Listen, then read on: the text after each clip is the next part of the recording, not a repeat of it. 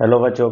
पिछले वीडियो में हम लोग उपसर्ग पढ़े थे। आज हम लोग प्रत्यय के बारे में जानेंगे, जो कि 3 से 4 मार्क में बिहार बोर्ड में पूछा जाता है।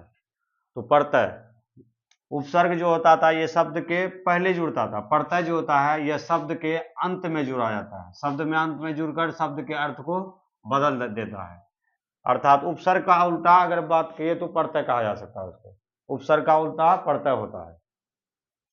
अब इसमें इसका एक नोट के बारे में जानते हैं।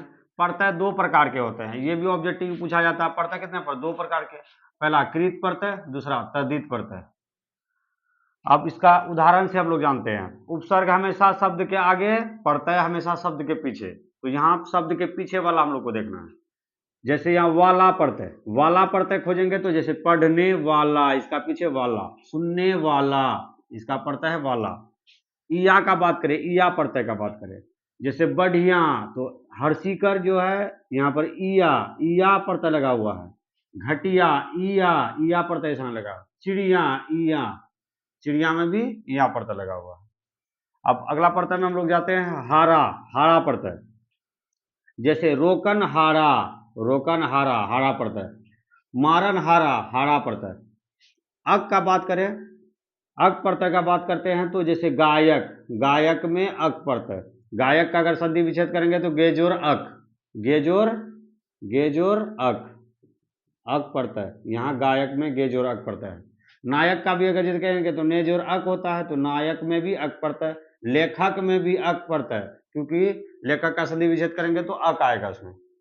अब नी प्रत्यय का उदाहरण देखते हैं। जैसे चलनी, बात स्पष्ट है कि इसमें नी लगा हुआ, इसमें भी करनी, करनी में भी नी लगा हुआ, इसलिए नी प्रत्यय है।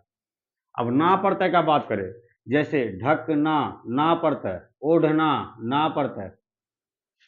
ईमा प्रत्यय का बात करें, महिमा, ईमा प्रत्यय का बात करेंगे तो महिमा, ईमा, यहाँ ईमा प्रत्यय का प्रयोग है। मही जोर ईमा, महिमा।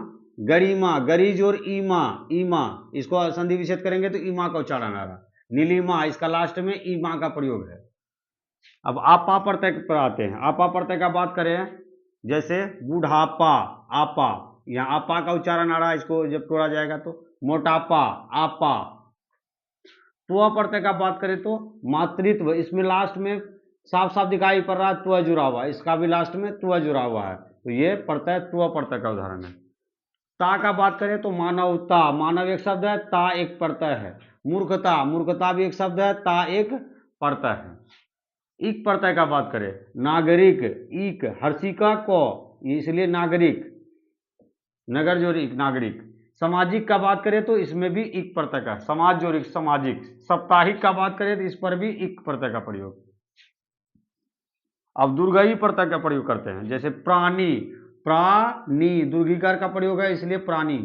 ज्ञानी में भी दुर्गई का प्रयोग।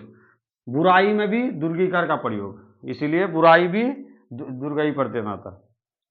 आ प्रत्यय का अगर बात करें तो भूखा, भूखा में आ का उच्चारण आ रहा है, इसलिए भूखा कौन सा प्रत्यय? आ प्रत्यय। सूखा, सूखा भी आ प्रत्यय का उदाहरण। वंदना भी आ प्रत्यय का उदाहरण। वंदना, ये काफी बार पूछा जाता है, वंदना, इसको बहुत इंपॉर्टेंट है, इसको याद रखेंगे। अब इसके बाद आते हैं आगे। आगे हम लोग देखते हैं आई प्रत्यय का बात करते हैं। चतुराई, चतुराई में आई का उच्चारण। मिठाई, आई का उच्चारण। सफाई, आई का उच्चारण। अब वान का बात करें, धनवान, वान, वान, वान प्रत्यय। गुणवान, इसका लास्ट में वान है, इसलिए वान प्रत्यय। तो प्रत्यय पहचानना बहुत ही आसान है। फिर से देख रहे हैं, य या ईय प्रत्यय का बात करें, भारतीय, ईय प्रत्यय। आदरणीय, ईय प्रत्यय। इत प्रत्यय का बात करें, सुगंधित, यहां पर इत का उच्चारण। सम्मानित, यहां भी लास्ट में इत का उच्चारण। आनंदित, यहां पर भी इत का उच्चारण। अब आते हैं हम लोग आगे, देखते हैं बच्चों। आहट, घबराहट, आहट, यहां पर आहट का उच्चारण आ रहा है। करवाहट, यहां भी करवाहट, अट, करवाहट, आहट। चिकनाहट, आहट, यहां भी आहट का उच्चारण है, इसलिए आहट पड़ता है। पान, सॉरी, पन, पन पड़ता है। बचपन, इसमें पन पड़ता है। अपनापन, जहां जहां पन लगा रहेगा पन पड़ता होगा। मैं, प्रेम में, यहां मैं लगा हुआ है। सुख में, यहां भी मैं पड़ता है। आनंद में, यहां भी मैं पड़ता है। उम्मीद करते हो उम्मीद करता हूँ कि आप सभी को ये बहुत ही अच्छी तरीके से समझ में आया होगा। इसको थोड़ा सा सिर्फ हम लोग को लास्ट का याद रखना है, उपसर्ग का वो उल्टा कर देना है, वहां प्रत्यय हो जाएगा। थैंक बस इतना सा ही उदाहरण को हम लोग प्रत्यय का अगर पढ़ लिया जाए तो बिहार बोर्ड में आसानी तरीके से प्रत्येक क्वेश्चन को सॉल्व कर सकते हैं और आसानी से वहां कोई भी क्वेश्चन में दिक्कत नहीं होगा। प्रत्यय का बस इतना ही हम लोग को कवर कर लेना है। धन्यवाद।